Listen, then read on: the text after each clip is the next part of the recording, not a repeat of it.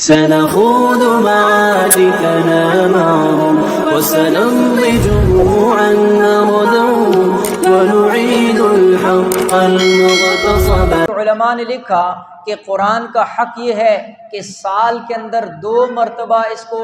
تکمیل اور اس کا ختم کیا جائے، یہ قرآن کا حق ہے۔ تو اس لیے اللہ نے موقع عطا کیا۔ رمضان کے اندر آپ دیکھتے ہیں قرآن کی تلاوت کے اندر اضافہ ہو جاتا ہے، اس لیے کہ رمضان اور قرآن ان کا آپس کے اندر بڑا تعلق ہے۔ قرآن کون سی کتاب ہے؟ فرمایا کہ ہدی للناس، اللہ نے اس کو لوگوں کی ہدایت کا ذریعہ بنایا، وبینات من الہدی، اور اسی طرح ہدایت کو واضح کرنے والی ہے، والفرقان، حق اور باطل کے اندر فرق کرنے والی ہے۔ تو اللہ رب العزت نے اتنی بڑی نعمت عطا فرمائی اپنے کلام کی صورت کے اندر، اور میں پہلے بھی عرض کر چکا، یہ تلاوت وہ نعمت ہے جو اللہ نے فرشتوں کو بھی نہیں دی ہے، یہ اللہ نے مجھے اور آپ کو یہ توفیق دی ہے۔ اس لیے جہاں قرآن پڑھا جاتا ہے وہاں فرشتے آ کر سنتے ہیں، اس لیے کہ جہاں قرآن پڑھا جاتا ہے وہاں رب کی رحمت نازل ہوتی ہے،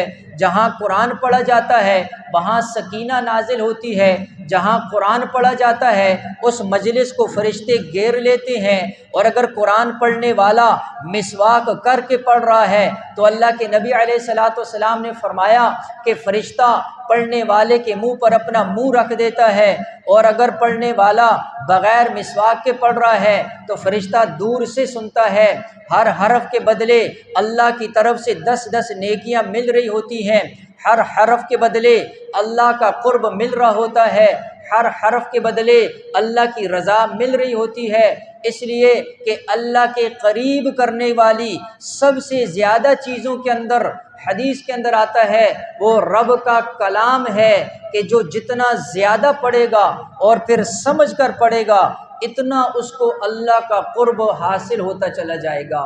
لہٰذا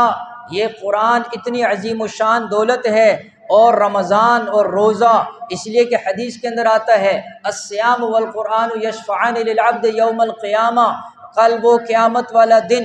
جہاں پر اپنے پرائے سب ساتھ چھوڑ جائیں گے، جہاں پر کوئی کسی کے کام آنے والا نہیں ہے، جہاں پر ہر ایک منہ چھپا رہا ہے، وہاں پر کسی کو سفارشی مل جائے، وہاں پر کسی کو ہاتھ پکڑنے والا مل جائے، وہاں کسی کو عرش کا سایہ مل جائے، وہاں کسی کو رب کی رضا کے تعلق بنانے والا مل جائے، وہاں پر کسی کو کوئی ایسا سہارا مل جائے جو اس کا ہاتھ پکڑ کر اس کو جنت میں داخل کر دے۔ اللہ کی قسم اس سے بڑا خوش نصیب اور کوئی ہو نہیں سکتا، اس سے بڑا سفارشی کوئی ہو نہیں سکتا۔ قیامت والا دن، اس دن کے اندر اللہ کے نبی علیہ الصلوۃ والسلام نے فرمایا تمہارے یہ سفارشی 2 چیزیں بن کر آئیں گی، ایک یہ روزہ ہوگا اور دوسرا قرآن ہوگا، اور یہ اپنے رب کے دربار کے اندر سفارشی بن کر آئیں گے۔ اور کیوں نہ ان کی سفارش قبول ہو، اس لیے کہ روزہ وہ عمل ہے کہ اللہ کے نبی علیہ الصلوۃ والسلام نے فرمایا سارے ابن آدم کے عمل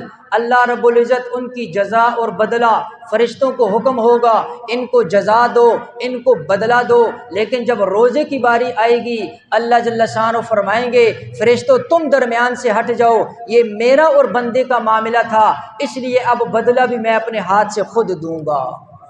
الصوم لی وانا اجزی بہ، فرمایا روزہ میرے لیے، بدلہ بھی میں خود ہی دوں گا۔ اتنا بڑا عمل، جب اتنا بڑا عمل ہے یہ سفارشی ہو جائے اور پھر اللہ کا قرآن سفارشی ہو جائے، کون سا قرآن ہے؟ یہ اللہ کا کلام ہے، یہ اللہ کی کتاب ہے، یہ کتاب ہدایت ہے، یہ کتاب وہ ہے جس کے اندر اللہ رب العزت نے ہدایت کا سامان اکٹھا کیا، یہ وہ کتاب ہے جس نے رب کا تعارف کروایا، یہ وہ کتاب ہے جس نے نبی کا تعارف کروایا، یہ وہ کتاب ہے جس نے نماز کے بارے میں بتایا، یہ وہ کتاب ہے جس میں زکوٰۃ کا حکم آیا، یہ وہ کتاب ہے جس میں روزے کا حکم آیا، یہ وہ کتاب ہے جس کے اندر حج کا حکم آیا، یہ وہ کتاب ہے جس نے بتایا رب راضی کیسے ہوتا ہے، یہ وہ کتاب ہے جس میں بتایا اللہ ناراض کیسے ہوتا ہے، یہ وہ کتاب ہے جس نے جنت کا تعارف کروایا، یہ وہ کتاب ہے جس نے جہنم کا تعارف کروایا، یہ وہ کتاب ہے ہے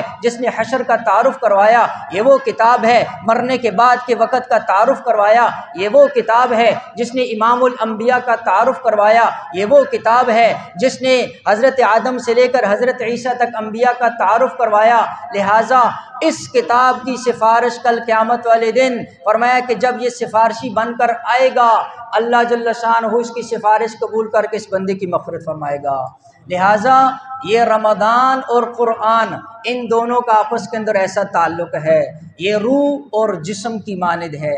اس لیے